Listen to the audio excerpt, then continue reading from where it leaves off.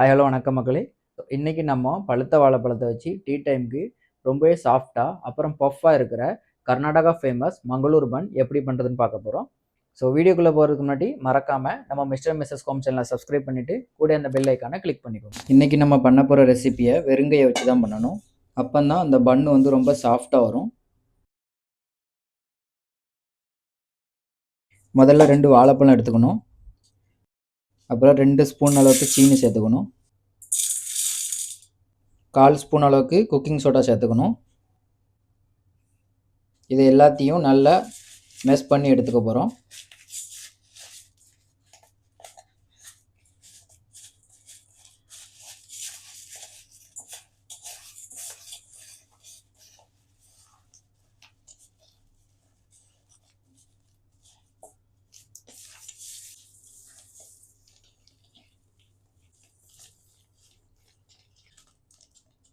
அப்புறம் ஒரு 1/2 ஸ்பூன் அளவுக்கு உப்பு, அப்புறம் ஒரு 1/2 ஸ்பூன் அளவுக்கு சீரகம்,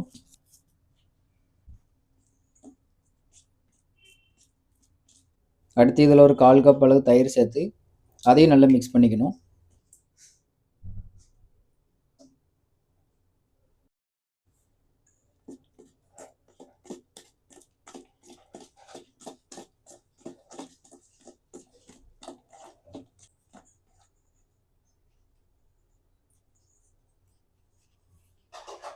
அடுத்து இதில் ஒரு கப் அளவுக்கு மைதா மாவு சேர்த்து நல்லா மிக்ஸ் பண்ணிக்கணும்.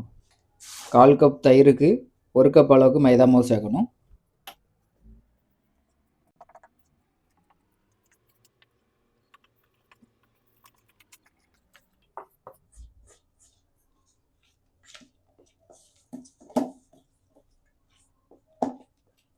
இந்த அளவுக்கு தண்ணியாக இருந்தால் இன்னும் கொஞ்சம் மைதா சேர்த்துக்கலாம்.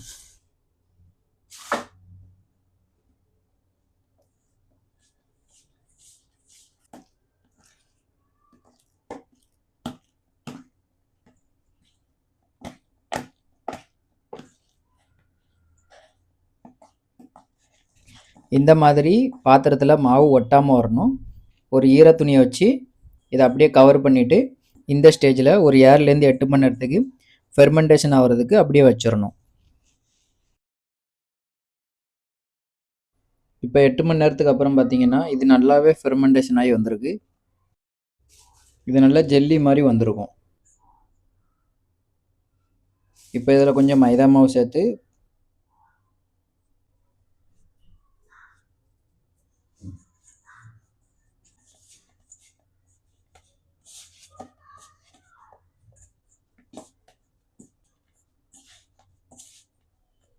பூரி மாவுக்கு பிசைகிற அளவுக்கு இல்லாமல் இந்த அளவுக்கு நல்லா தண்ணியாக பிசைஞ்சு எடுத்துக்கிடுங்க.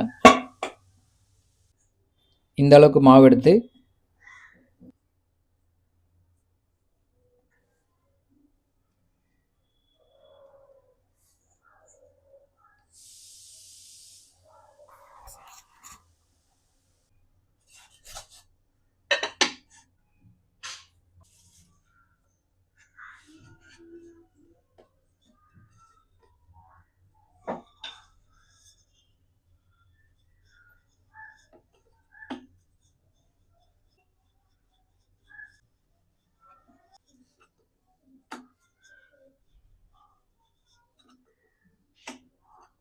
நல்ல இந்த அளவுக்கு திக்னஸ்க்கு உருட்டி எடுத்து இதை எண்ணெயில் போட்டு பொரிக்கணும்.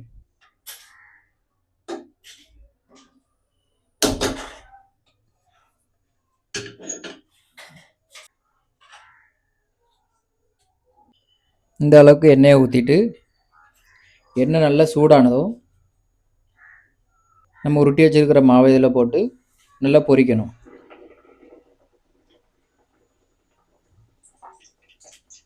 ஸோ எண்ணெயில் போட்டதுக்கப்புறம் இந்த மாதிரி அது மேலே எண்ணெயை வந்து ஊற்றிட்டே இருக்கணும். அப்போ தான் வந்து நல்லா புஷ்ஷுன்னு வரும்.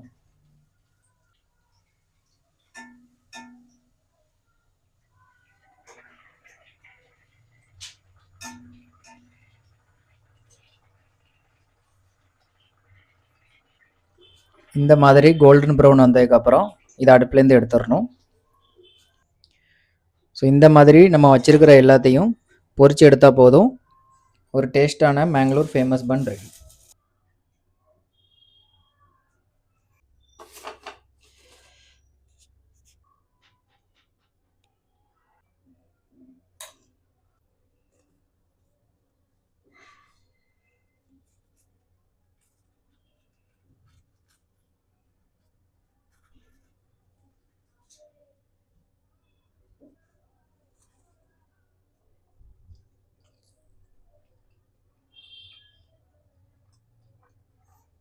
நம்ம நினச்ச மாதிரியே பன் நல்லா சாஃப்டாக வந்திருக்கு.